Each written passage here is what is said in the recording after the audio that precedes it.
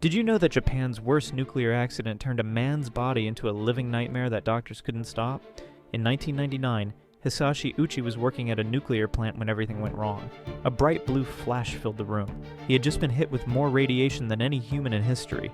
The radiation was so intense that his chromosomes completely dissolved. His DNA was destroyed at the cellular level, but somehow, he was still alive. Doctors rushed him to the hospital, not knowing they were about to witness 83 days of pure medical horror. His skin began falling off in sheets. His white blood cell count dropped to 0. His organs started shutting down one by one. But his family begged doctors to keep him alive. So they did. They gave him blood transfusions, skin grafts, and experimental treatments. Nothing worked. His body was literally falling apart from the inside out, but his heart kept beating. For nearly 3 months, Ochi endured unimaginable suffering as radiation slowly destroyed every cell in his body. This is the story of the man who couldn't die.